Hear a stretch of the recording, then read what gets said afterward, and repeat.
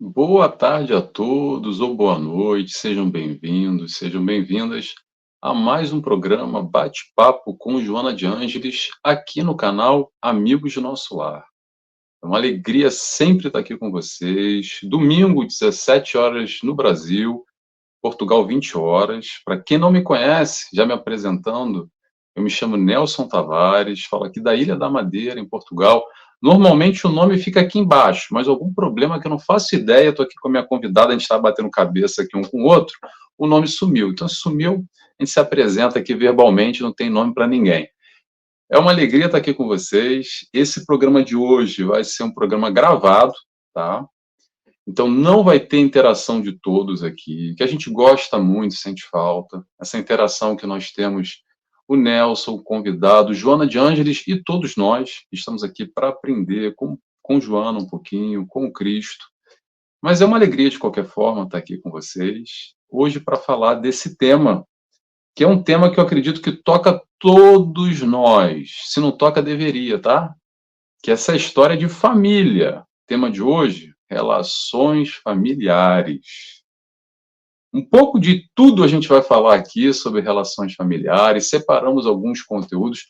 Joana de Ângeles fala demais sobre família. Aliás, vou já fazer propaganda para vocês. Eu realizei um estudo no ano passado, capítulo pós capítulo, do livro Constelação Familiar. São 30 capítulos, se eu não me engano. Está aí no na playlist no meu YouTube. Então, nt.nelson Tavares, nt.nelson Tavares. Esse livro fala só sobre família. Tio, tia, avô, filho, vizinha, drogadição, sexualidade, tudo e mais um pouco. Joana de Ângeles aborda sobre esse assunto, mas não só nessa obra. Joana de Ângeles fala bastante sobre família em diversas obras, e é um pouco disso que a gente vai falar hoje, abordando alguns temas nos relacionamentos familiares, a importância do mesmo. E agora eu vou apresentar a minha convidada, que quem já nos acompanha já conhece ela. Já esteve conosco no dia de Natal, foi Natal, no dia 24, se eu não me engano, né, Maria? A gente esteve junto no programa Resenha Espírita. O nome do programa foi Noite de Natal. Quem não viu, recomendo ver. Vai lá no meu YouTube também, que tem lá, tá? Tá na playlist Resenha Espírita, que é um programa muito parecido com esse. A gente falou só sobre Natal, recomendo. Convido a todos a assistirem. Então, vou apresentá-la de novo. É a Maria Tereza, nossa amiga, do Rio de Janeiro, que nos fala aqui, divulgador espírita, palestrante, que está aqui de novo, aceitou esse convite para estar compartilhando conosco um pouco desse raciocínio, um pouco de estudo, um pouco de Joana de Ângeles e muito mais. Maria, mais uma vez, seja bem-vinda e obrigado por ter aceito o convite, mais uma vez. Nelson, eu que agradeço o pessoal aí de casa pela audiência, apesar de ser um programa gravado, aqueles, né, que quando virem, tiverem alguma dúvida ou algum comentário, eu estou nas redes sociais do Nelson, é só me escrever, né? A gente até hoje comentava mais cedo o quanto que a doutrina é abençoada, porque todos temos a chance de refletir e de aprendermos juntos, né? Não existe hierarquia, então só agradecer mesmo. Eu que agradeço. Essa é a beleza, tá? A gente estava conversando hoje mais cedo, essa é a beleza da doutrina. Aliás, Maria, deixa eu só te perguntar uma coisa, está dando retorno à minha voz, não? Não. Ok, porque às vezes eu escuto um pouco de eco aqui, talvez seja o meu volume, deixa eu até baixar um pouquinho, mas vamos seguindo. Tomara que em casa vocês estejam nos ouvindo, vocês todos estejam nos ouvindo bem. Mas voltando aqui sobre doutrina espírita, interessante isso, vou compartilhar já com vocês antes de a gente começar. Por quê? Porque nós temos aqui o contributo, por exemplo, de Joana de Ângeles, que nos oferece diversas obras de tamanha profundidade, analisando vários aspectos. E o interessante qual é? Olha aí, constelação familiar. Ó. Essa capa é nova. A minha é a capinha velha, rosinha ainda. E o que é interessante nisso? Estava conversando com a Maria que nós lemos o mesmo capítulo, só que eu enxergo de uma forma, ela enxerga de outra. E essa é a grande graça, porque a partir daí a gente pode trocar, um colaborar com o outro. Talvez eu vi uma coisa que ela não viu, talvez ela viu uma coisa que eu não vi. E assim a gente vai discutindo, acrescentando, criando através do raciocínio lógico esse encontro A busca da doutrina espírita é o raciocínio, é a fé raciocinada. Não é acreditar porque lá o palestrante falou, o padre, o bispo, o pastor, e aí eu tenho que engolir a seco. Não, peraí, que história é essa? Vamos questionar. Vamos questionar Joana de Ângeles, vamos questionar Jesus, sim. Não é pecado não, tá, gente? Não é pecado não, tem que fazer sentido exatamente para nós fortalecermos o nosso laço com o alto, com Jesus, por exemplo. Então, questione Jesus, questione Deus, questione a tudo e a todos. Não precisa concordar. Automaticamente, nós vamos buscando e, consequentemente, encontrando o nosso caminho, aquilo que nos responde os nossos anseios, as nossas dúvidas, as nossas questões. Dito isso, vamos começar? Porque senão a equipe vai começar a virar palestra, né? Uhum.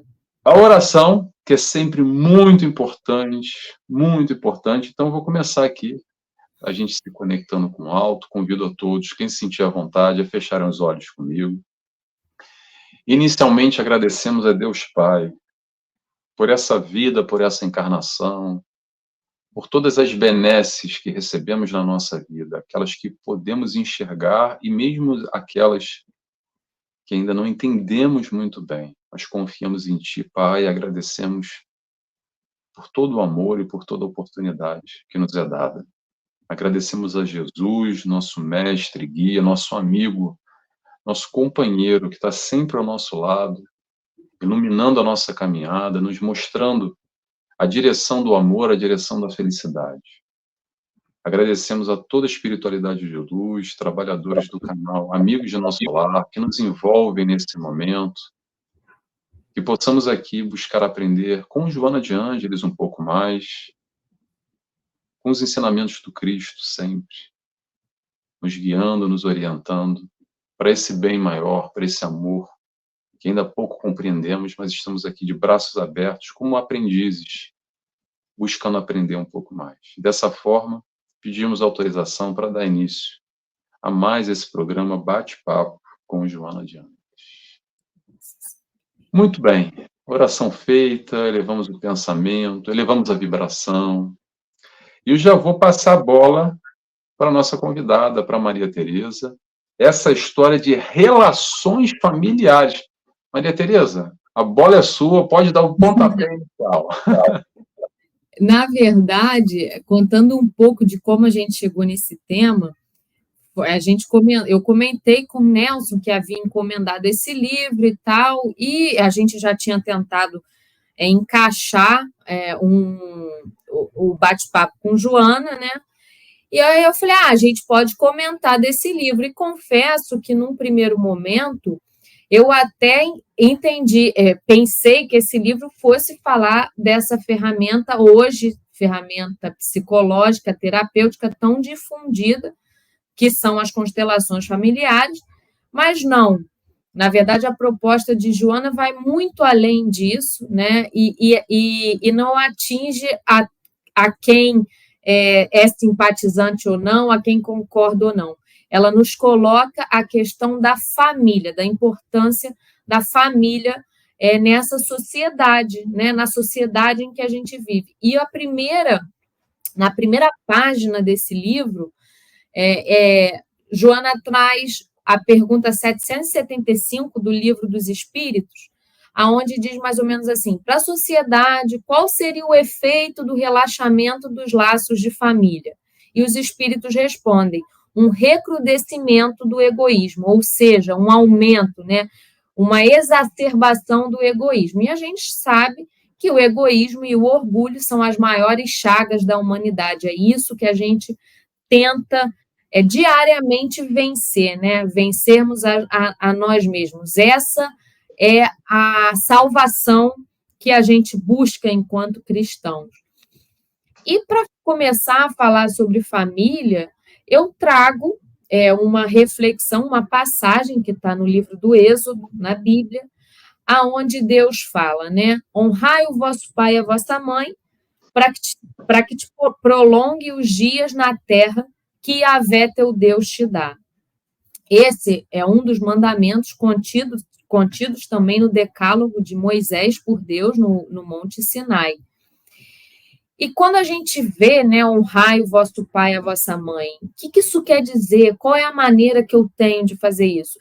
É um pouco nessa abordagem, né, porque até hoje comentava o Nelson, como ele já adiantou, que eu vim, né, para o lugar que eu estou, ouvindo ele falar sobre o capítulo de filhos, e ele falava justamente isso, da importância, né, e Joana, nesse capítulo, menciona que os filhos de hoje, né, são os genitores de amanhã, né, na sucessão, no preparo para as reencarnações vindouras, né? Seja nessa vida, seja nas outras vidas, tudo é um preparo, tudo é uma aprendizagem.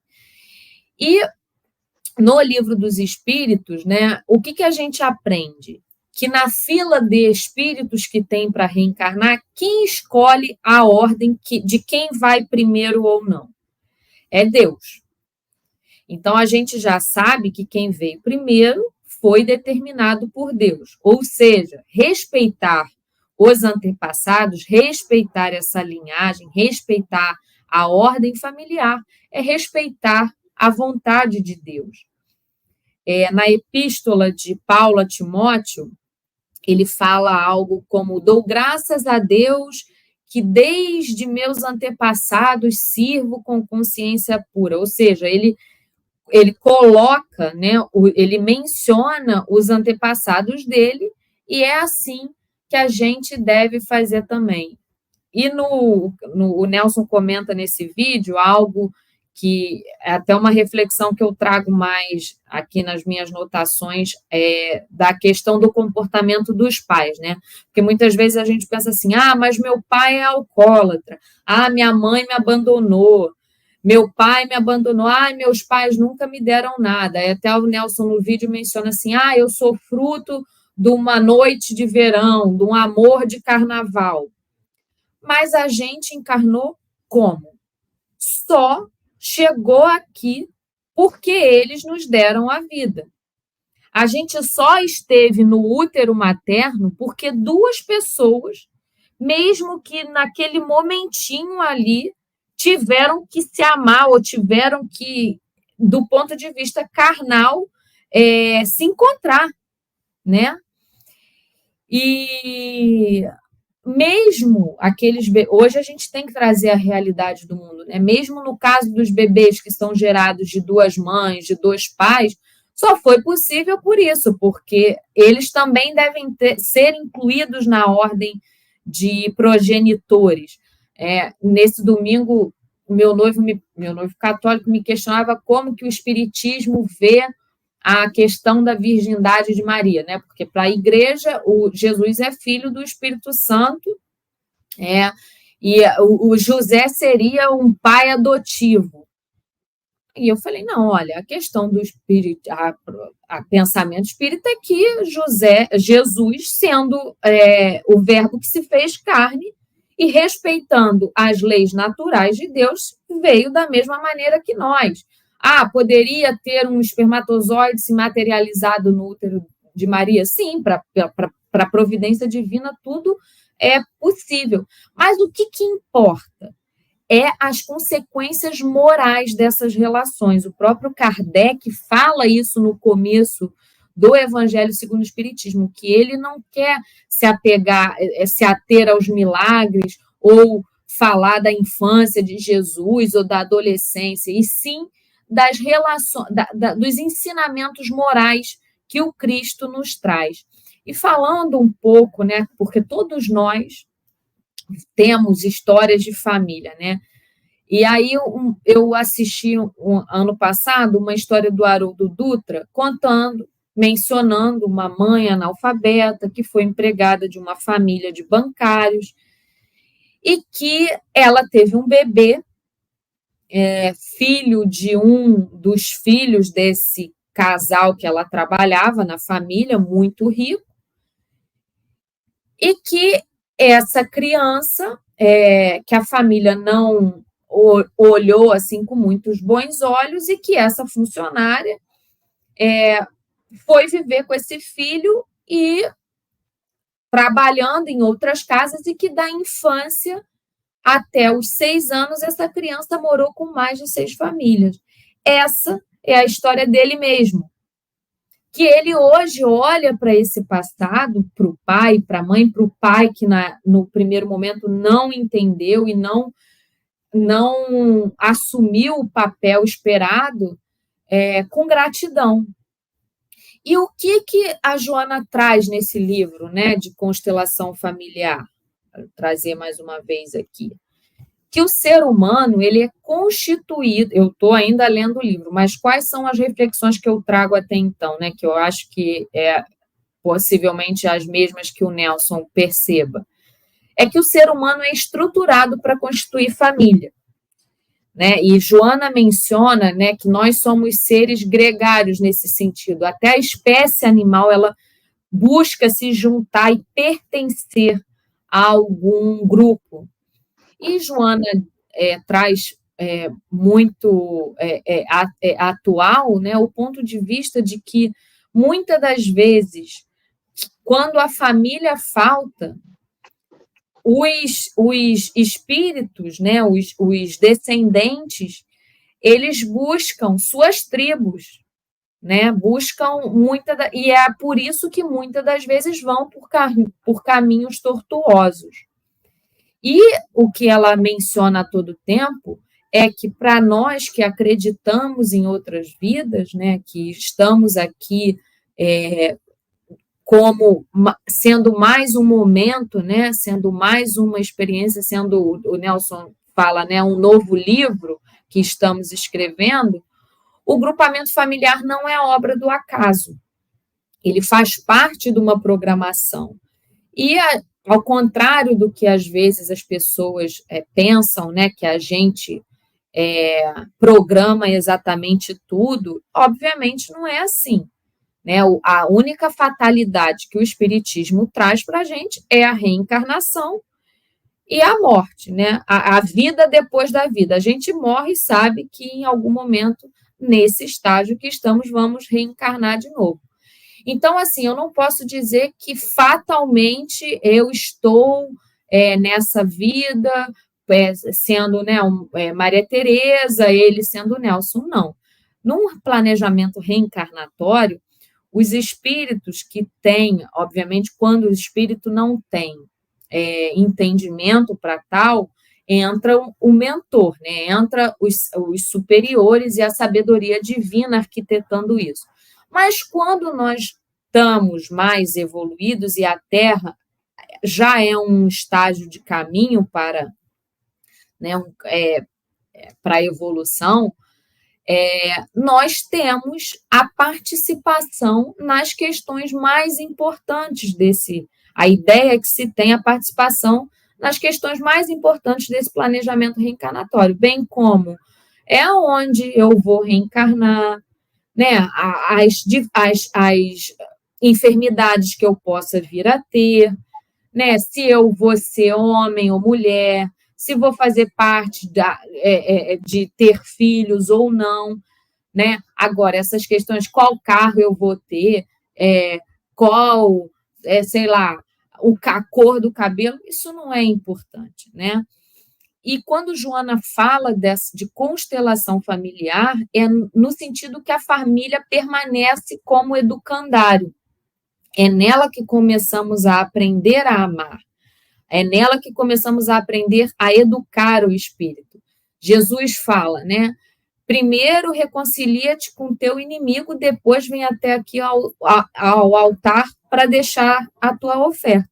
E muitas das vezes, essa reconciliação com o inimigo vem dentro da própria família, né? Eu acho engraçado que ontem eu vi um meme, que um Instagram de humor espírita. E aí ele falava assim, quando eu sou espírita, quando eu falo que sou espírita para as pessoas, aí colocava assim, eu sou filho do meu pai e da minha mãe, por quê? O que ele foi meu na vida passada? Eu sonhei com isso, isso e isso. O que eu tenho que fazer? Qual é o significado disso? Eu quero ter essa notícia da minha avó que já morreu, não sei. E as pessoas confundem.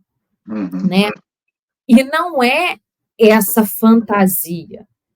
A realidade espiritual que o Espiritismo traz faz parte da natureza desde muito tempo.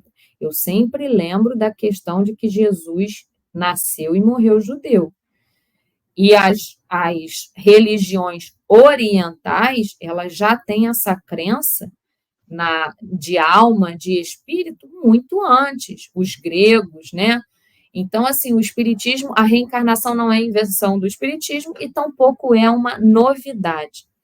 E como é que a família é essa oficina permanente? No sentido de que a gente tem, não a família que a gente gostaria de ter, e sim o melhor grupo que atende às nossas necessidades de evolução. Joana coloca muito isso no livro, né?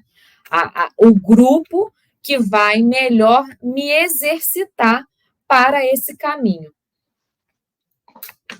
E na Bíblia, a gente vê, né, a gente tem algumas informações, sim, da parentela de Jesus. Né? Quando Jesus...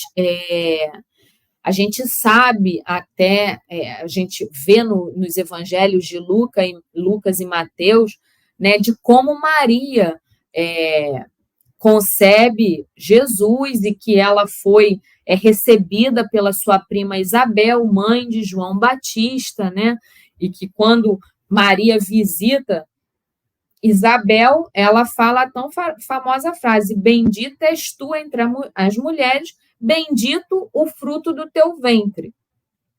E Isabel exclama, de onde eu mereço isso, que veio me visitar a mãe do meu Senhor.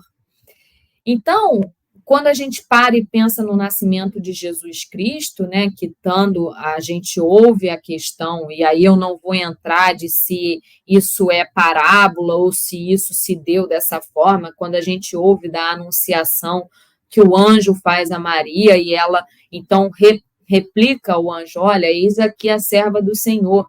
Na Bíblia também se fala de que quando José tem com Maria, vai ter com Maria, vê Maria pessoalmente, ela já está grávida de 6 meses, e ele também recebe o aviso do anjo do Senhor, porque ele pensa, José, né, a Bíblia traz a humanidade das pessoas o tempo todo, e eu pego essa parábola, essa passagem justamente para isso, porque ele pensa, né, naquela época, o homem era o único capaz de repudiar a mulher, né? Mesmo a mulher em adultério precisava da palavra do homem para repudiá-la.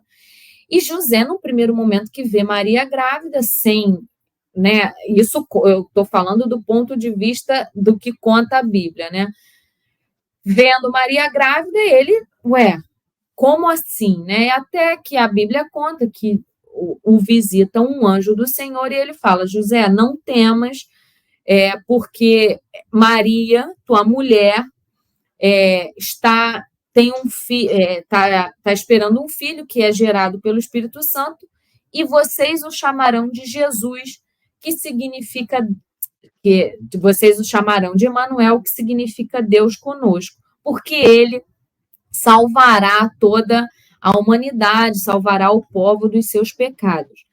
E aí, num outro capítulo, a gente também vê aquela passagem, né, que estando Jesus indo pregar junto aos apóstolos, um deles se vira e fala, estão te esperando aí, tua mãe e teus irmãos. E ele falou, quem são minha mãe e meus irmãos? No sentido de que amplia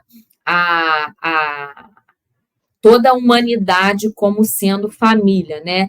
Irmaniza todo mundo. E aí a gente vê que tem essa questão também, a importância dos laços familiares se dá desde sempre. O Evangelho de Mateus, inclusive, começa com a genealogia de Jesus, para a gente ver que os laços, né, a parentela, é parte da humanidade. A própria Gênesis, hoje a gente falava, né, da história de Adão e Eva, de Caim e Abel. E o que a gente vê? Que essa questão do honrar o vosso pai e a vossa mãe é uma consequência da lei geral de amor ao próximo e de caridade. Só que esse termo, como se coloca no Evangelho segundo Kardec, adiciona mais um deles, que é o da piedade filial. E aí a gente pensa, né, o que é honrar o nosso pai e a nossa mãe? Aí o Evangelho é taxativo, coloca assisti-los nas necessidades, proporcionar-lhes repouso nas velhices, cercá-los de cuidados, como assim o fizeram na infância, dar mais do que o necessário. Aí entra novamente as nossas mazelas. Muita gente vai falar assim, mas eu não tive nada disso, como é que eu ainda tenho que fazer isso? E aí o Evangelho coloca, Kardec, em suas palavras, coloca, certos pais, de fato, descuidam desse papel, mas aí compete a Deus julgá-los e puni-los, não aos seus filhos.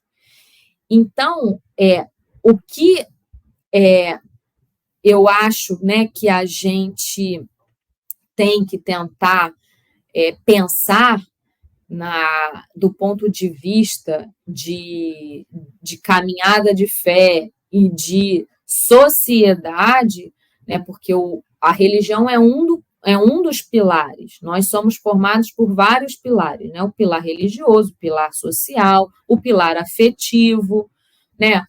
O pilar de trabalho, e o religioso é um.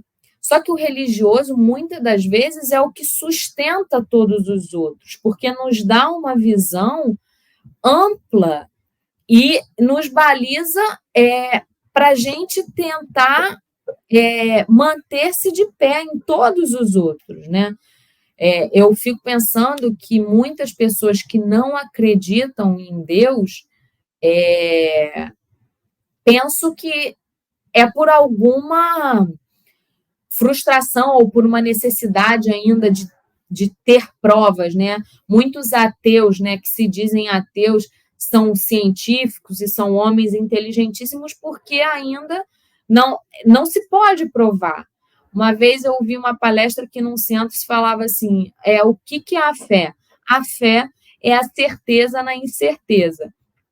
E se conta, né, porque também tem uma passagem de Marcos, que se fala assim, não é este o carpinteiro, filho de Maria, irmão de Tiago, de Judas, de Simão?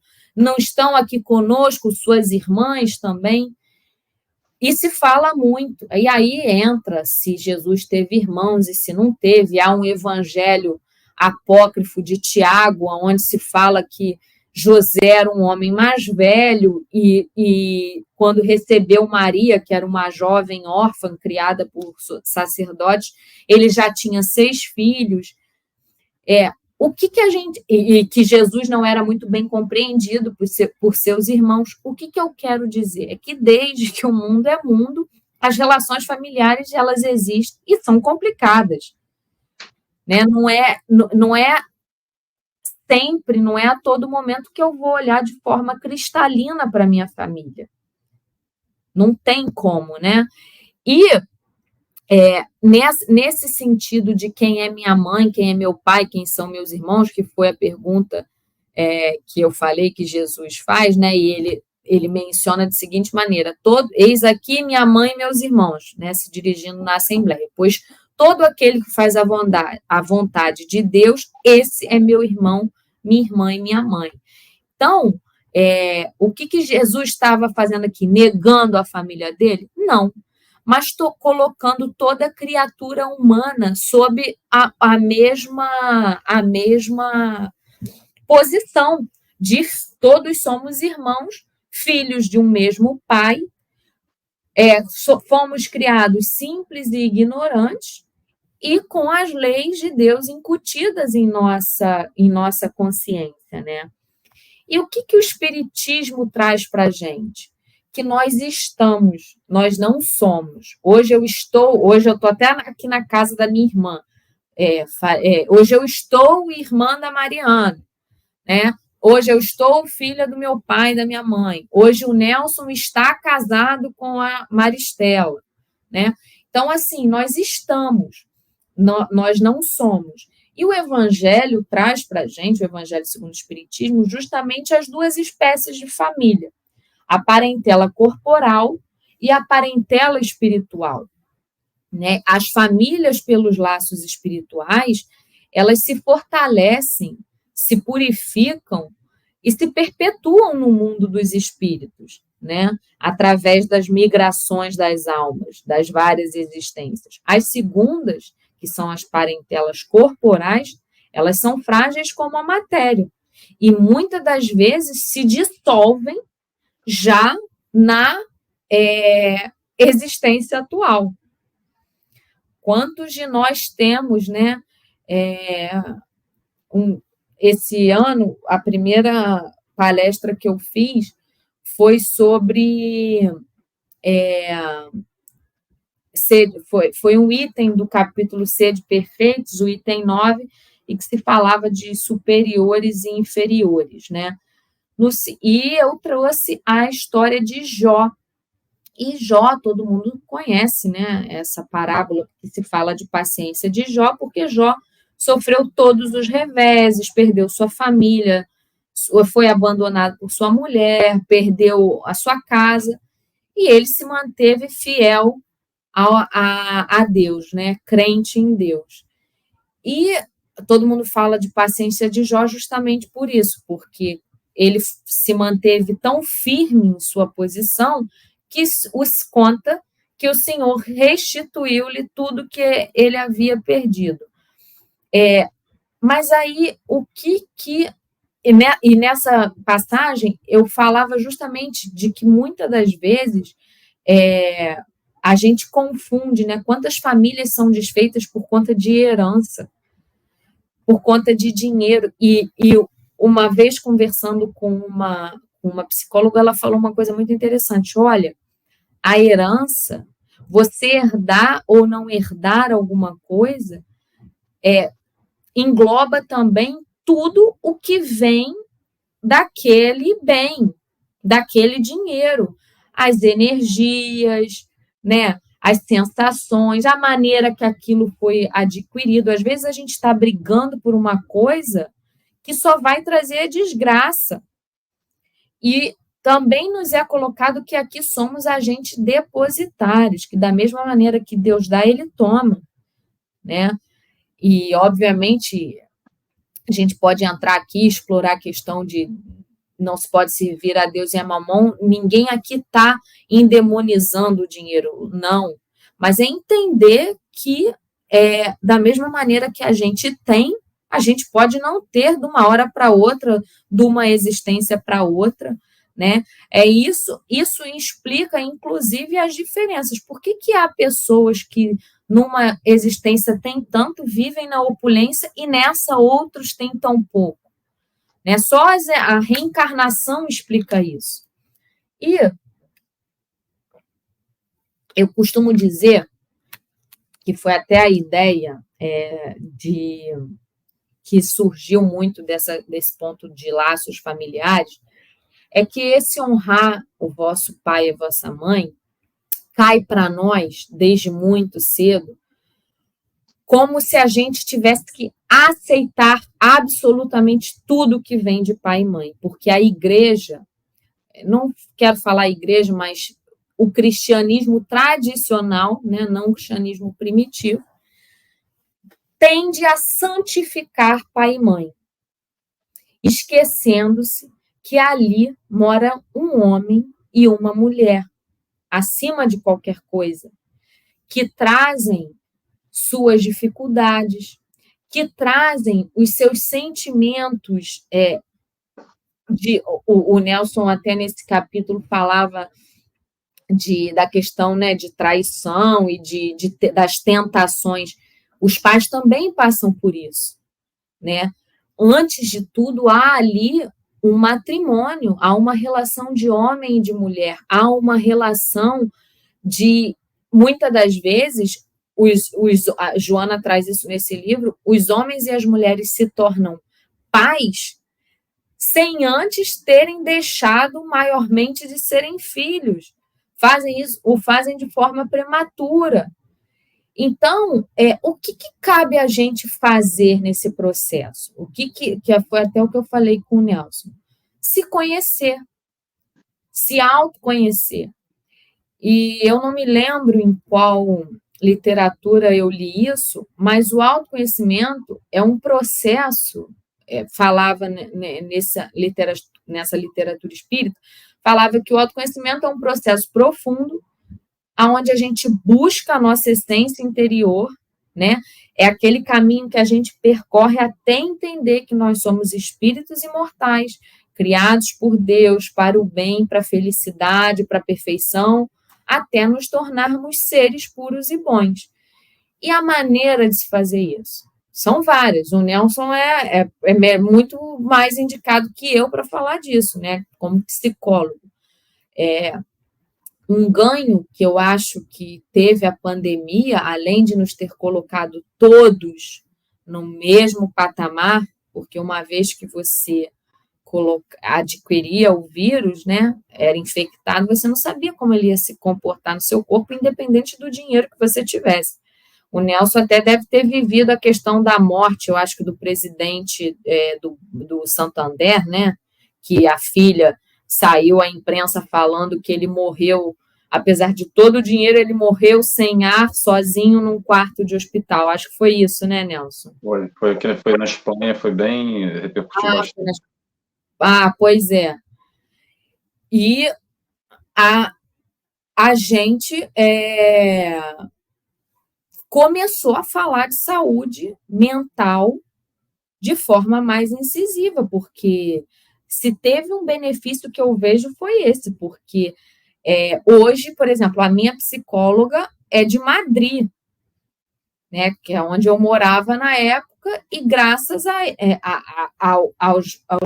às benesses que a pandemia trouxe, ela encurtou as distâncias, porque foi possível as pessoas colocarem isso que a gente está fazendo aqui de forma natural.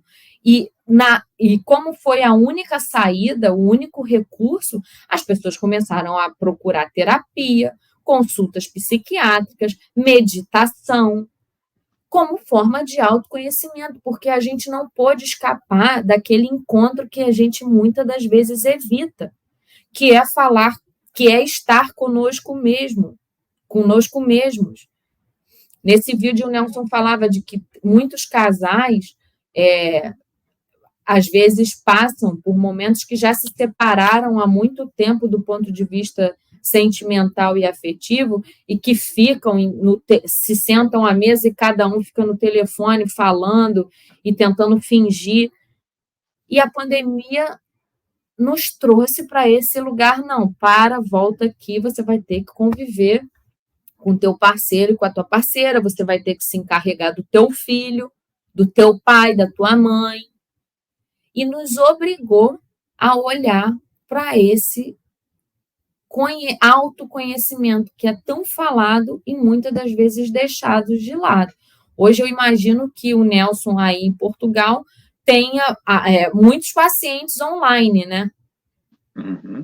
Na verdade, só online. Hoje que eu estou aqui vivendo na Ilha da Madeira, eu atendo Brasil, já atendi Canadá, atendo Portugal continental, tenho paciente, atendo a Itália e já atendi Zurique também, Suíça. Acaba que a gente está conectado com o mundo, né, através da internet, que abriu esse campo não só para os atendimentos, como também para a doutrina espírita, que difundiu nessa esfera online de maneira, para mim, excelente, que eu consigo estar aqui conectado, como, por exemplo, esse programa que a gente tem hoje, né, que a base do programa do canal Amigos do Nosso Lar é no Rio Grande do Sul, a Débora que comanda, e nos fez esse convite, a gente consegue estar aqui, está a Maria aí no Rio de Janeiro, eu estou na Ilha da Madeira, o canal é do Rio Grande do Sul, e tem gente do Brasil e do mundo inteiro conectado, graças à pandemia.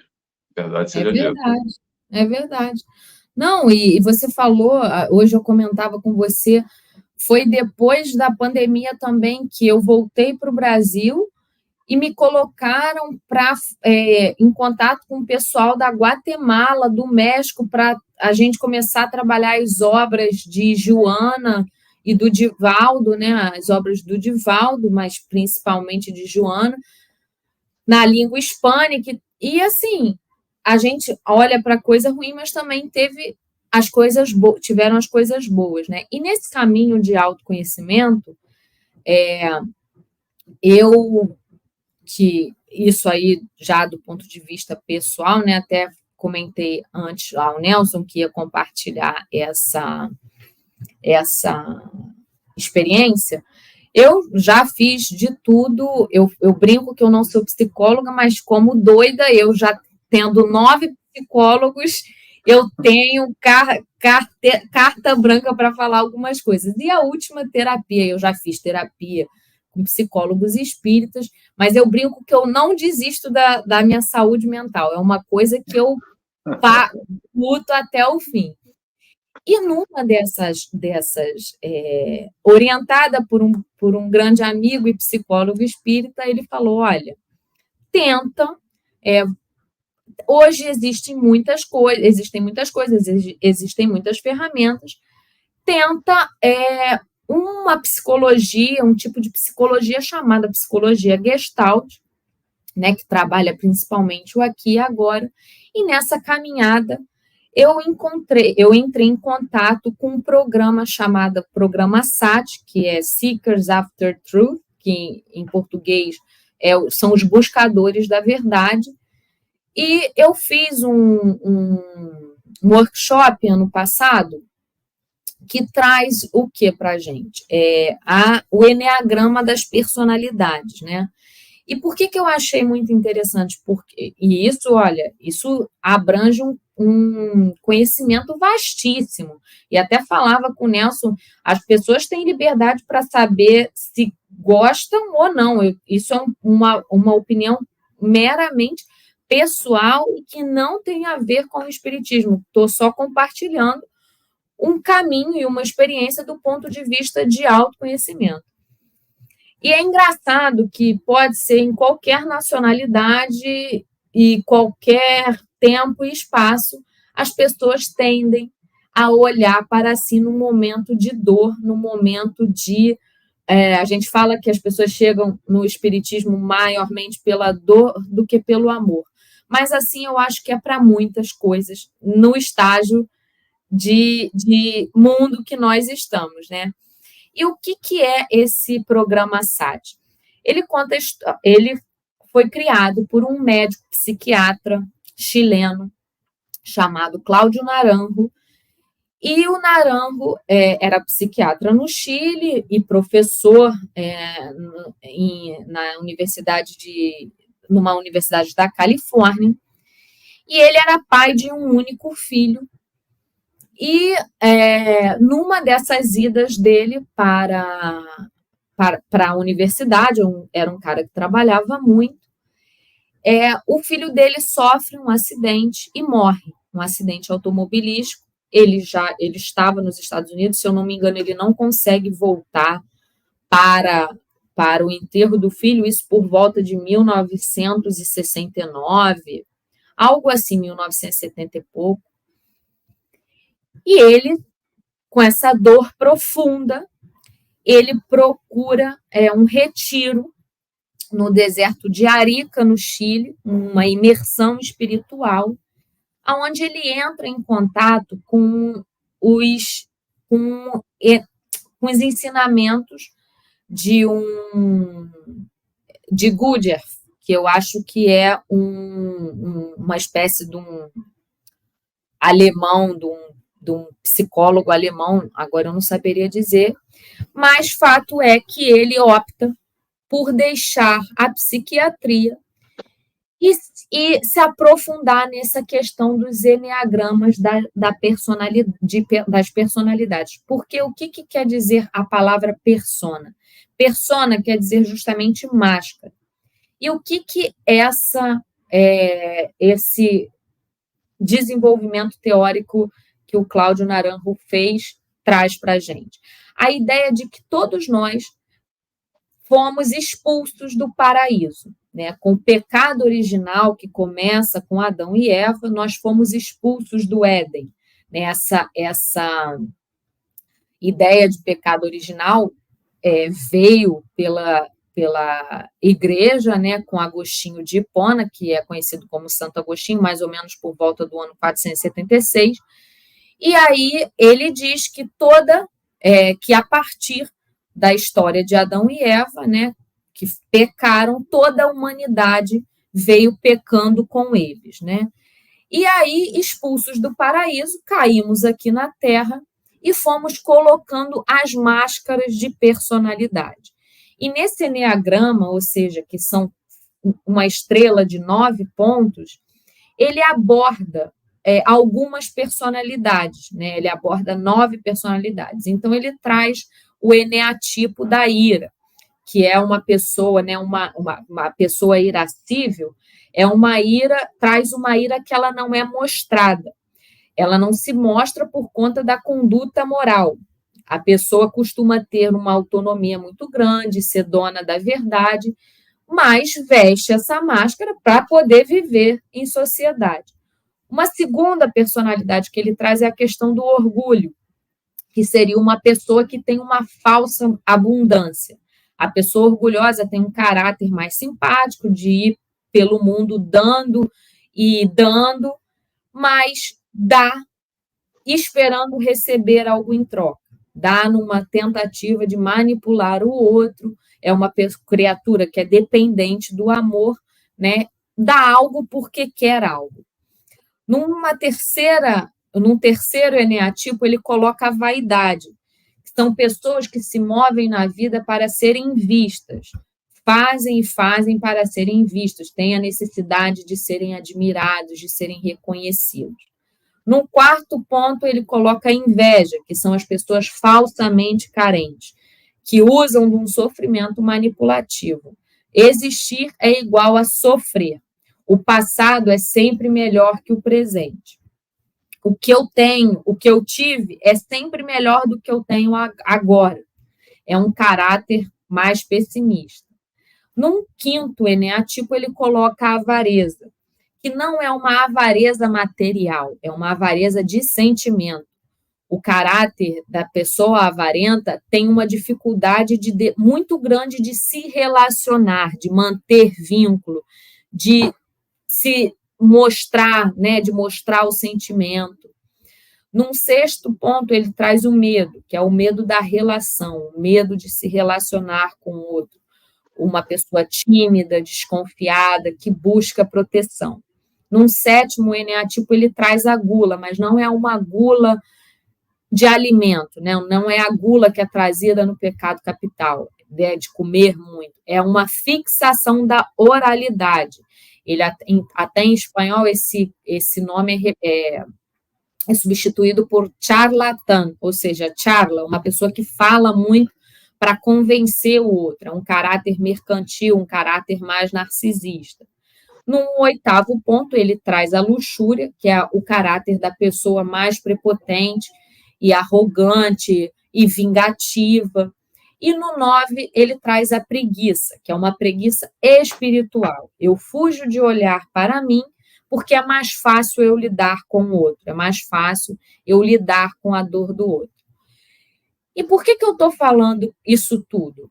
Porque essa é mais uma das ferramentas que a gente tem, esses conhecimentos nos ajudam a colocar o nosso ego a nosso próprio serviço, para que eu possa trabalhar, para que eu possa progredir, para que eu possa melhorar, porque eu já sei, conforme já falamos, que o orgulho e o egoísmo são as chagas da sociedade. E, obviamente, eu pincelei aqui, isso eu falei, para cada um deles existe um livro dessa grossura. Eu pincelei ideias no sentido de que quando primeiro que o contato, muitas vezes, com as dores dos outros, nos fazem ver que a gente não está sozinho, que às vezes a gente acha, nossa, mas como é que eu estou pensando nisso? Nossa, mas eu devo ser muito maluca. Até nesse vídeo de filhos, você fala assim, olha, gente, eu vou falar um negócio aqui, mas, pelo amor de Deus, né, não é para pensar nisso. Tem gente que, num momento de raiva, pensa em matar a outra pessoa. Mas eu devo ser uma pessoa muito ruim. Mas a gente passa por isso. E tá tudo bem. É você começar a entender o porquê disso. E por que eu citei o Cláudio Naranjo? O Cláudio Naranjo, ele se colocou como grande desenvolvedor desse mecanismo. E agora, mais recentemente, a gente trouxe também um tema que eu e o Nelson falamos até ontem, que é um tema mais polêmico, do ponto de vista de conduta, porque muitas pessoas colocam isso à mercê, como se fosse a solução de muitas coisas, que é a questão das constelações familiares, né? Que é uma ferramenta terapêutica, não tem nada a ver com o espiritismo. Psicólogos usam e gostam, outros psicólogos não gostam, são terminantemente contra. E esse alemão, chamado Bert Hellinger, introduziu e criou essa ferramenta por meio de observação. Ele era um monge, né, um frei, melhor dizendo, da igreja, que é enviado em missão para a África, e a partir da observância de como aqueles grupos se comportavam, e repetiam padrões e repetiam papéis que não eram os seus, ele cria essa ferramenta na tentativa de olhar para as relações sistêmicas, para as relações familiares, e muitas das vezes olhar para os nossos traumas, para as nossas dores, que a gente não quer ver. E você vendo ali uma encenação, você mais uma vez, é obrigado a lidar com aquilo. Tem gente que está preparado, tem gente que não está. As consequências são variadas. Mas mais do que isso, o que ele traz para a gente como psicoterapeuta?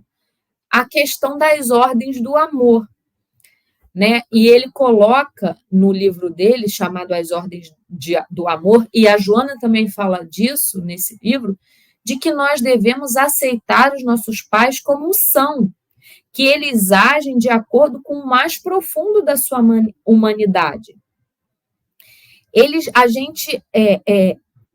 E ele fala que a primeira das ordens do amor entre os pais e os filhos é que os filhos tomem a vida da maneira que lhes foi dada. Para que eu tenha amor, para que eu tenha sucesso no amor, eu primeiro tenho, até a Joana fala isso, eu primeiro tenho que aceitar os meus pais como são, amar os meus pais como são, com as limitações que são inerentes a isso, com o enredo de sofrimento que muitas famílias trazem, de má sorte, né? E, obviamente, essa aceitação, ela não está pronta.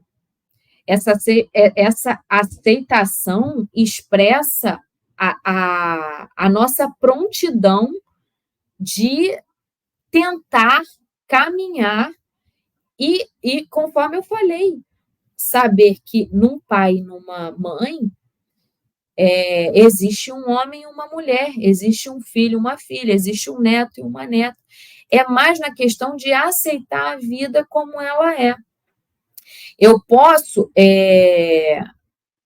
E ele fala uma coisa bonita que é assim, quando aceitamos os nossos pais como são, reconhecemos o mistério da vida e submetemos-nos a ele, que é o que eu falei lá no começo, submetermos à vontade de Deus.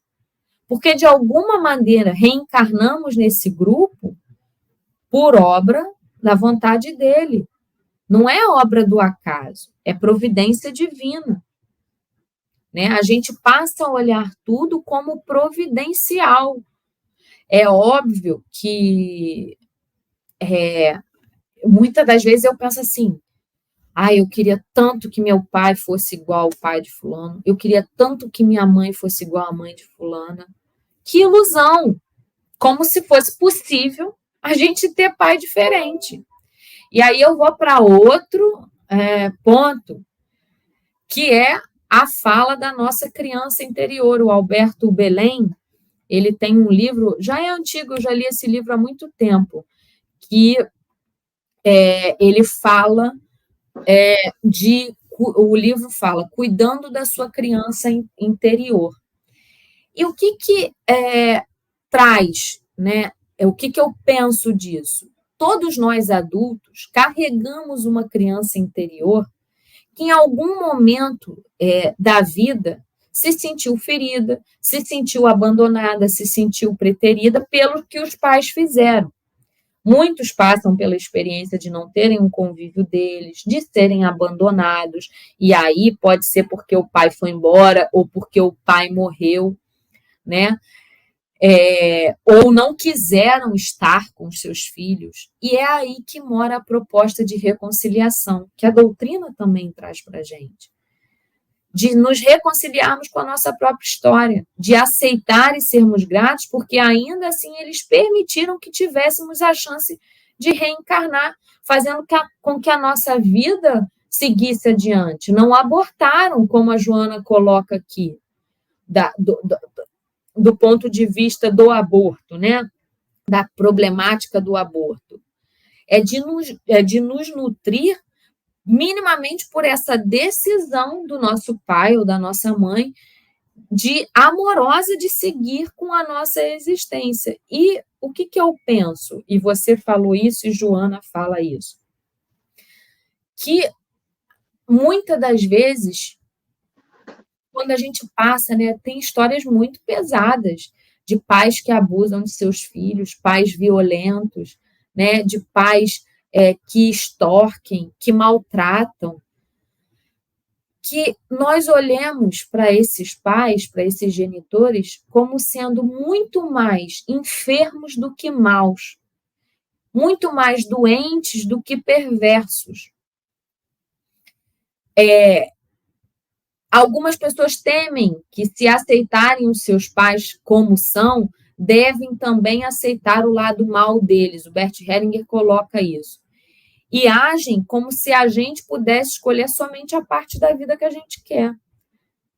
Aceitar a totalidade da vida é aceitar os pais como são e a plenitude dos dois lados. E ele fala uma coisa interessante, somente quando nós também gostamos dos nossos pais como são, é que gostaremos de nós e dos outros. Olha que forte.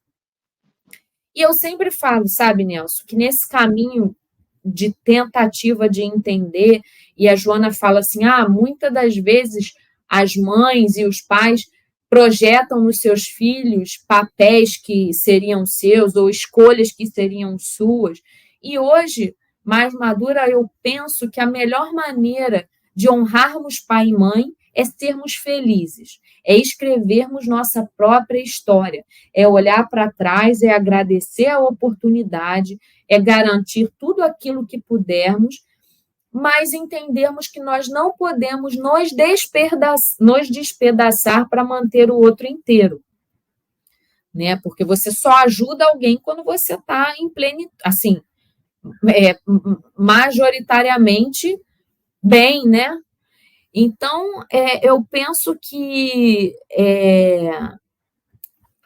a gente agradecer aos pais e olhar para os pais dessa forma, não com aqueles olhos que achavam que eles eram imaculados, intocáveis, santos, mas com as suas imperfeições perfeitas, que nos acolheram, nos deram vida. Muitos nos acolheram num lar, e eu imagino que você tenha tido um lar, eu também, né, pelas oportunidades que vemos ter aqui, enquanto muitos não têm, né? Mas pensar que essa encarnação a gente pode olhar desse ponto de vista de aprendizado mesmo.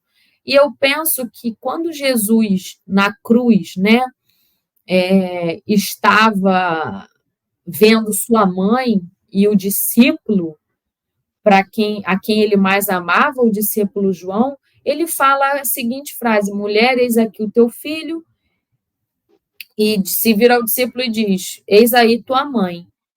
E desde aquela hora, Maria e João seguem a vida, né? Em Éfeso. Eu penso que aí ele também nos dá uma mãe, né? A mãe da humanidade. Então, assim, quando eu falo do pilar religioso, é saber que, nesse sentido, nós temos um pai e uma mãe divinos também. Somos todos filhos de Deus, somos todos olhados por Maria também, e muitas vezes os desígnios de Deus parecem controversos, são difíceis. Eu já experimentei, eu tenho os meus pais vivos, eles foram casados durante 38 anos, se separaram, e a vida vai tomando rumos que você não imagina, né? Mas você tem sempre a chance de recomeçar. E recomeçar na existência atual e recomeçar em outras existências, né? E Deus nos dá a oportunidade de aprendermos e amadurecermos quantas vezes forem necessárias. Eu penso que olhar para as relações familiares dessa forma, tentando e tentando e tentando, porque vai ter vezes que a gente não vai. Eu posso estar falando isso aqui com você e estar com um problema. Felizmente, nesse momento eu não estou. Mas eu poderia tranquilamente estar caindo no pau com a minha irmã, não. Agora eu tenho uma live aqui, eu vou falar de família. Porque a gente não é uma coisa em um momento isolado, né? A gente é um todo, eu penso isso. Perfeito, Maria, perfeito. Tanta coisa que você falou aqui interessante, fiz várias anotações, mas antes de qualquer coisa, eu quero dar referência aqui do vídeo que a Maria está falando, que ela fala toda hora, o Nelson falou no vídeo, o Nelson falou no vídeo. Para quem quer assistir esse vídeo, é o capítulo 4, me corrija aqui, Maria, capítulo 4, né? Que se chama Os Filhos. Foi no estudo do livro Constelação Familiar. Então, para quem quer assistir esse vídeo, vai lá no meu canal no YouTube, nt.Nelson Tavares, tem uma playlist que se chama Constelação Familiar, o estudo desse livro, é o vídeo do capítulo 4, que se chama Os Filhos, tá bom? Vamos lá. Primeira coisa que eu quero comentar aqui, que é super interessante, que a Maria traz bastante, e algumas pessoas têm um pouco de resistência para isso, mas eu vou dar a minha opinião pessoal, que é o seguinte: a Maria cita bastante o Novo Testamento e também o Antigo Testamento, a Bíblia. E muita gente fica assim, não, Nelson, porque tem que ser só o Pentateuco, o Evangelho segundo o Espiritismo. É claro, é nisso que a gente vai se basear sempre aqui na doutrina espírita. Mas eu acho, na minha opinião pessoal, muito relevante conhecimento. Conhecimento até para trazer a base comparativa.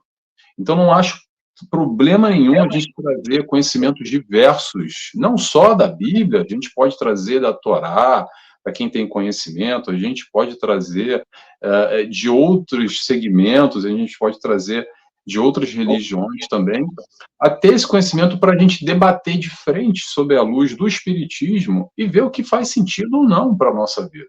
Então, acho isso muito interessante, como também a Maria trouxe aqui diversas linhas de psicologia, pensadores que agregam, e Joana de Ângeles faz isso com maestria. Joana de Ângeles até fala muito, quando você falou sobre máscaras, Maria, eu lembrei muito de Jung, porque Joana cita muito Jung, tá? Com o conceito de persona e as máscaras. Então, o que Joana de Ângeles faz na obra psicológica dela é exatamente isso. Ela vai pensando ali alguns pensadores, alguns psicólogos com as suas linhas, e ela traz a interpretação dela, claro, sobre a ótica da doutrina, sempre com alicerce do psicoterapeuta por excelência, o maior terapeuta de sempre, que é o Mestre Jesus. Então, ela sempre traz todos os conflitos, quaisquer que sejam, que nós possamos imaginar, ela aborda nas obras dela, e ela dá o fechamento, a cura, o tratamento, a terapia, como é que a gente queira chamar, com o amor do Cristo, o amor-terapia, a terapia de Jesus. Então, isso é muito interessante também, porque eu acho que agrega, por que não? Né? Por que não a gente conhecer novas linhas? Eu sempre acredito que é o seguinte, como a Maria falou, tem a linha tal, que o pessoal tem uma resistência, que funciona para um, que não funciona para outros, uns gostam, outros não gostam, e está tudo bem, pessoal. O importante é que funcione. Se funciona para você, se te faz bem, como a própria religião em si, se responde aos teus anseios, se te ajuda, se te auxilia na tua caminhada, eu particularmente enxergo dessa forma. Há terapeutas diversas, há diversas linhas, o importante é agregar, ajudar, auxiliar cada um na sua caminhada. Muito bem. Dito isso, vamos lá. Tem tanta coisa aqui que eu anotei, Maria. Deixa eu ver para onde é que eu vou começar aqui. Importância da família para essa encarnação, que é o tema que a gente está falando de relações familiares. Tem uma frase da Joana que ela diz o seguinte, que eu gosto muito. Família, o compromisso dignificador, não ringue de luta, tá? Não ringue de luta. Porque o que acontece demais, pessoal, e com certeza vai ter gente aí que está nos escutando que vai se identificar. O pau quebra, o couro come. E come mesmo. Por quê? Porque nos falta benevolência, nos falta amor, nos falta entendimento. E a doutrina espírita aprofunda esse entendimento exatamente nos laços reencarnatórios. O que isso quer dizer? Tem história aí. Tem história aí. Muitos de nós, e natural, falamos assim: a minha família de verdade são os meus amigos. Por quê? Porque são aqueles que eu escolhi. Claro, os nossos amigos são aqueles espíritos afins, aqueles que pensam, que vibram como nós de alguma forma. Mas olha só, e na família? A família tem muito arranca-rabo, tem muita gente que não tem nada a ver comigo. Que é aquela sensação que, desde criança, muitas vezes fala assim: eu devo ter sido achado na lata de lixo. Com certeza, porque eu não tenho nada a ver com a minha mãe, não tenho nada a ver com o meu pai, não tenho nada a ver com essa família aqui. No atrito, brigando. Mas a importância, a beleza do cenário é nós entendermos que o processo é de amor.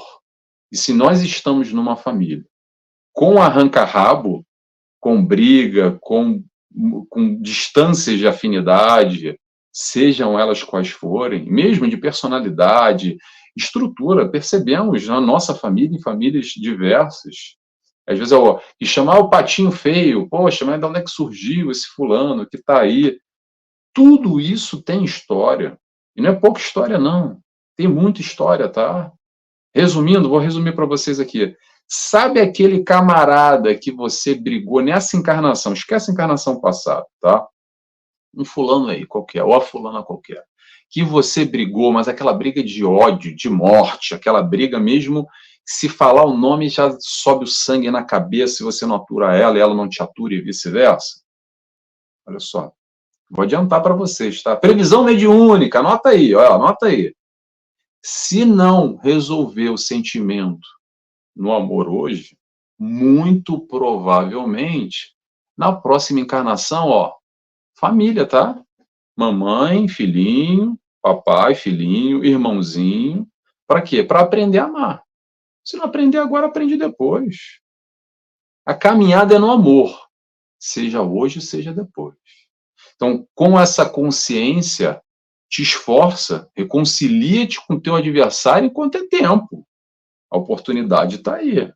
Não precisa ser fechamento total e morrer de amores, mas a mesma vinculação do amor e do ódio vincula com a mesma intensidade, tá? O que eu quero dizer? Você pode, por exemplo, ter uma ligação muito forte com a tua mãe de amor e você ama ela, uma coisa assim que não dá para descrever, tá? Sempre foi, a vida inteira.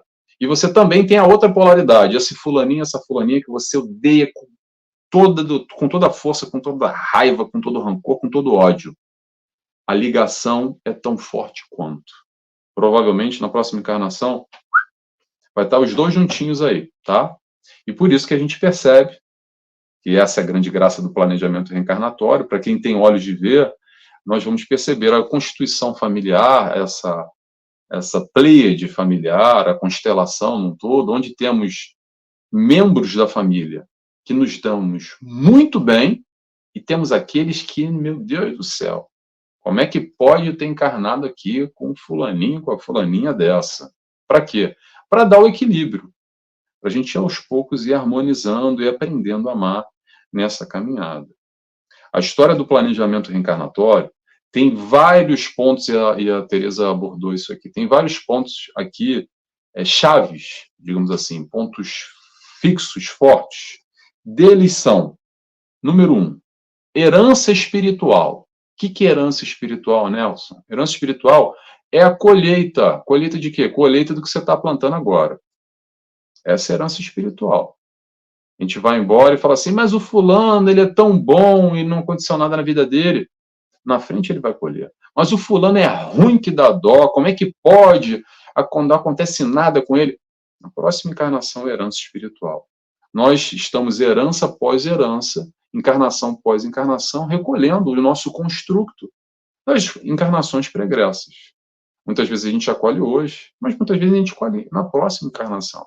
Então, temos aqui no planejamento reencarnatório, número 1, eu gosto de classificar em 3, tem muito mais, tá? Mas as 3 mais importantes, penso eu, herança espiritual. Número 2, a gente tem aqui o meio, que vai proporcionar mais facilidade ou mais dificuldade, mas isso faz parte exatamente daquilo que nós necessitamos. O que eu quero dizer? Vamos para os opostos aqui? A gente pode, por exemplo, encarnar numa família rica da Suíça, ok? Com uma qualidade de vida num país, naquele meio, com acesso a estudo, a recursos financeiros, muito bem estruturado, ou a gente pode encarnar no Lesoto, onde tem uma média de vida de 40 anos de idade, que falta, escasseia todo tipo de recurso. Ah, Nelson, então isso é a bênção ou a desgraça? Não tem nada a ver com isso. Tem a ver com aquilo que nós necessitamos vivenciar. O que quer dizer? Quer dizer que numa encarnação eu posso nascer numa família, num meio altamente provido de recursos, e na próxima eu precise de uma outra experiência e vai encarnar no Lesoto. Ponto. Não é benesse ou castigo de alguém, que a gente interpreta muito ainda sob a ótica material, que quem nasceu num país rico está bem de vida, esse é o patrão, e o outro é um desgraçado, deve ter pecado muito na encarnação passada, fez muito ruim para estar lá no Lesoto vivendo isso. Não é por aí não, tá, pessoal? Vamos com calma, vamos entender. Então tem o meio, temos a herança espiritual, e número 3, a família. A família, o meio familiar. E aí a gente tem toda essa estrutura genética, o corpo físico, que também a gente pode englobar no aspecto familiar, que não é à toa, não é por acaso as predisposições de saúde ou a falta dela, mas principalmente esse aspecto que a gente está falando aqui, são de relações familiares, que são esses comprometimentos, muitas vezes, desses espíritos afins e não tão afins assim. E principalmente dos não tão afins assim, por quê? Porque nós não somos flor que se cheire ainda. Dá para dar uma melhorada no aroma da florzinha aqui. Como? Buscando aprender, buscando ser mais tolerante, ser mais paciente. Nessa perspectiva, nessa leitura que a Maria fez agora, do honrar. O honrar não é baixar a cabeça e dizer e aceitar tudo. Mas olha só, dá para ter um olhar amoroso, a gente não precisa concordar com os nossos pais. Às vezes, a gente olha para a nossa criação dos nossos pais e fala assim, cara, eu quero fazer exatamente o oposto, porque eu não concordo com nada. Tá tudo bem. Isso é a nossa interpretação pessoal, nosso livre-arbítrio. Agora, isso não quer dizer que a gente não possa respeitar eles, amar eles, entender que eles deram o melhor para nós. Ah, mas poderia ser diferente. Ok, mas é a condição deles. Nós somos espíritos únicos, indivíduos, com a nossa interpretação, com a nossa caminhada. Então, o que faz sentido para mim, talvez não faz sentido nenhum para papai e para mamãe. E eles te ensinaram dessa forma, e você não concorda. E está tudo bem também. Está tudo bem. A gente pode se libertar, digamos assim, e ir construindo aquilo que nós acreditamos, do que é o certo e o que é errado, e assim a gente vai caminhando, mas principalmente entendendo que existe o papel dos pais e existe o papel do filho também. E uma coisa eu garanto para vocês, talvez vocês não sejam pais, como eu não sou pai, e a Maria também não é mãe. Mas olha só, filho eu sou e a Maria é também. Todos nós somos filhos. A gente nasceu de alguém. Então vamos entender qual é o papel do filho com os pais. E para quem é pai, para quem é mãe, vamos entender o papel do pai e o papel da mãe. Joana de Ângeles Mais uma vez, recomendo o livro Constelação Familiar. Tem capítulo só falando sobre o pai e só falando sobre a mãe e sobre esse papel, a importância do papel dos pais. Bem específico, bem Se designado, você bem... me permite, Nelson, Claro, eu por até favor. coloquei, sublinhei essa parte, ela coloca. Amar desse modo, respeitando os filhos, mesmo quando aparentemente não mereçam. É impositivo da lei divina no processo da evolução do espírito, que os filhos não podem desconsiderar. Devem os filhos ter em mente, quando descendentes de genitores negligentes ou inescrupulosos, que eles são mais enfermos do que maus. Mas não era essa parte que eu queria, não. Eu queria uma que ela fala que é impositivo dos pais. Achei. Assim, o decálogo mosaico aborda o mandamento no qual a lei divina impõe o amor e o respeito ao pai e à mãe. No entanto, é do soberano código o impositivo de que os pais devem esforçar-se por merecer o respeito e o amor da prole através da sua conduta em relação a ela, que foi o que você acabou de falar, né? Perfeito. E o que acontece muito, Maria, vou compartilhar aqui um fato que se repete demais, é o seguinte, é o efeito comparativo. Qual é o efeito comparativo? Mas os meus pais, Nelson, fizeram assim, assado, e os pais do fulano fizeram de outra maneira, bem melhor. E aí, o que acontece? A gente normalmente traz essa comparação, que o bom está lá fora, enxergando que os outros fizeram melhor, os outros pais são melhores, e a gente se coloca no papel de vítima, e acredita que nós somos a última laranja da feira e que sobrou, e a gente não foi amado. Isso tudo transforma numa espiral negativa, numa bola de neve. Agora, o interessante é o seguinte, vamos lá. Normalmente a gente compara com aquelas famílias que deram mais estrutura, deram mais amor, e realmente dão. Agora, será que a gente compara também ao inverso? Com aqueles que não têm nem família, ou que tem uma família que bate, que espanca, que viola, que maltrata? Porque normalmente a gente tem um foco muito na família lá boa, e quando a gente está focando lá, a gente passa a reclamar. Agora, se a gente olhar para um outro lado, que isso a gente não tem muito costume de fazer, e perceber quantas famílias totalmente desestruturadas que existem aí, provavelmente a gente vai dar valor e agradecer aquilo que a gente tem. Por que eu quero trazer isso?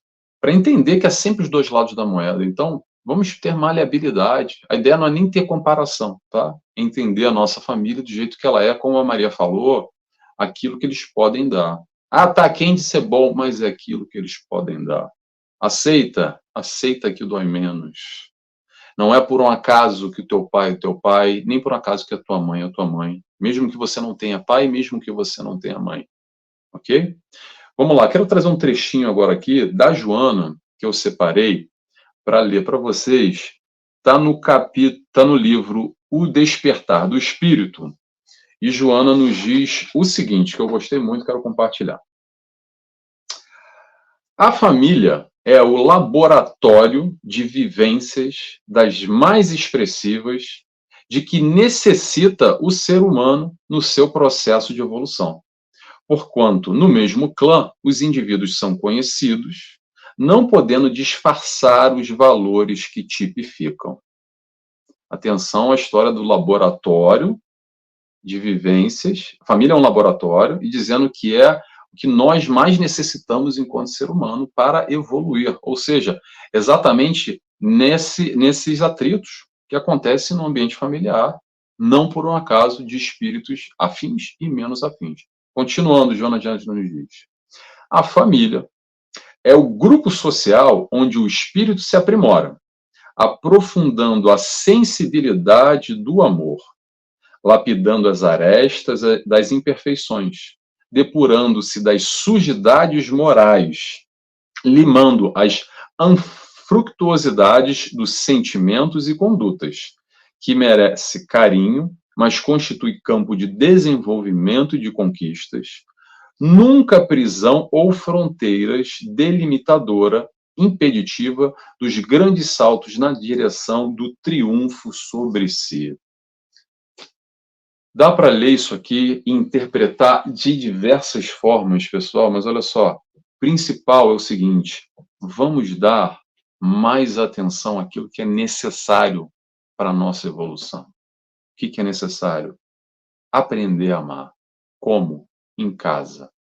Temos uma frase aqui na doutrina espírita que se repete demais, que é o seguinte: fora da caridade não há salvação. E o pessoal entende fora da caridade lá fora de casa, tá? Até como um processo de fuga, porque eu vou lá na quentinha, vou ajudar no centro, vou ajudar no trabalho caritativo no terceiro setor, no movimento fora de casa. E esquece lá em casa que muitas vezes essa caridade tem que ser feita no próprio lar. Benevolência para com todos, indulgência para com os erros alheios, em casa também, tá, pessoal? Lembra? Em casa, perdão das ofensas, em casa. É a explicação aqui que o Livro dos Espíritos nos traz sobre caridade.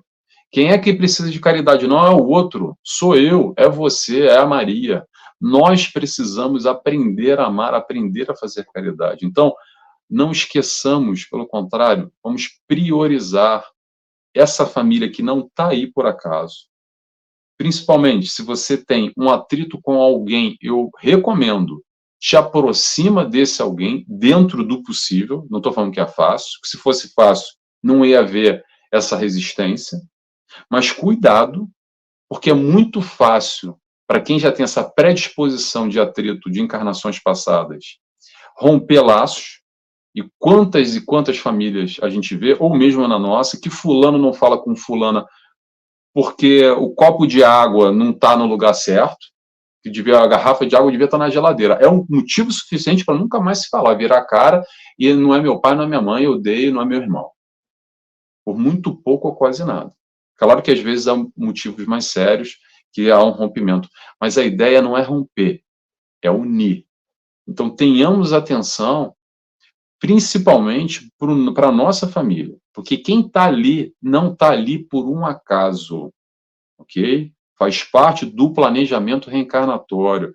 Muitos de nós acreditamos que, não, foi lá, a ligação aconteceu no carnaval, né? Uma noite de verão no carnaval, aí aconteceu ali, embolou e pimba, nasceu um filho, nasceu um espírito ali perdido. Olha só, primeiro existe a ligação espiritual, depois a ligação corporal. O nosso tempo, o nosso relógio é diferente do espiritual, tá? Quando nós pensamos que no abadá do carnaval de 2025 já tem aproximação espiritual, talvez, para a fecundação e esse espírito se conectar a você, não por um acaso. Estou dando um exemplo aqui, não estou dizendo que é assim, tá, pessoal? Mas só para a gente entender que a ordem não é daqui para lá, é de lá para cá. Planejamento reencarnatório, como o nome diz, planejamento. Planejamento. Por mais que nós não participemos do planejamento reencarnatório, e muitas vezes não participamos, suas encarnações compulsórias, ou porque a gente não tem a menor condição de escolher nada, consciência, o nosso estágio de achar o que é o melhor ou o pior está tão deturpado, mas temos um mentor, temos a espiritualidade de luz, que vai sempre preparar aquilo que nós necessitamos para a nossa evolução. Então, o meio e a família, e claro, a herança genética, são esses aspectos que vão ser cruciais, determinantes, quase que o esqueleto, a base, a estrutura para essa nossa encarnação. Então, analisa a tua vida com essa ótica. Entenda o porquê que você nasceu onde você nasceu. Será que caiu da cegonha? Na família onde eu nasci? As questões que acontecem na minha vida como base, independente do teu livre-arbítrio, da tua escolha. Depois você vai guiar como você quiser. Olha só, agora eu estou aqui com a Maria. Estou aqui com a Maria, mas eu podia estar dormindo, podia estar bebendo, eu podia estar vendo o jogo de futebol, eu podia estar fazendo o que eu quiser. E ela também. Mas a gente escolheu estar aqui. Isso não tem nada a ver com planejamento reencarnatório. Isso são opções, são escolhas da nossa vida. Então vamos tomar cuidado também para não colocar tudo acontece, calma. Não, nenhuma folha cai, ok? Sem o consentimento do pai. Mas essa coisa, mistificação, de que tudo está planejado, mais ou menos, tá, gente? Mais ou menos, porque da mesma forma, vou sempre dar um exemplo muito raso, olha só, eu vou no mercado aqui com 3 euros, eu posso comprar um sanduíche e dar para alguém que está precisando, está com fome, ou posso comprar uma faca e esfaquear o primeiro que está na minha frente. E aí? Como é que está o livre-arbítrio aí, a escolha? Já está planejado? Calma, tá? Eu sempre gosto de falar, né? Pode, por favor, por favor. Que a inteligência divina, ela não fere o nosso livre-arbítrio. Ela não nos tira da cegueira que muitas vezes nós queremos estar. E você usou a palavra certa, mistificação. A gente achar que está tudo pré-determinado. A doutrina não é uma doutrina fatalista. É sempre a única fatalidade que a gente sabe que tem é a morte e a reencarnação. É isso, ponto. De resto, ainda que haja um planejamento, o espírito vai fazendo as suas escolhas, vai sendo atraído, como você muito bem colocou, vai vibrando para um lado ou para o outro. Isso tudo depende do livre-arbítrio. E muitas das vezes, a nossa escolha, em consenso com o plano espiritual, vai também modificando esse planejamento. Então, assim, essas são questões que não são cruciais. E quando você falou, eu sempre falo da importância, se ater ao Pentateuco não é suficiente. O próprio Kardec fala para a gente.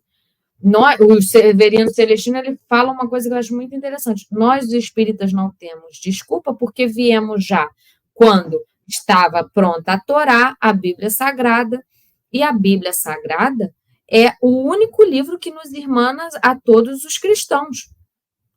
Todos que nos colocamos, né, e nos dizemos cristãos.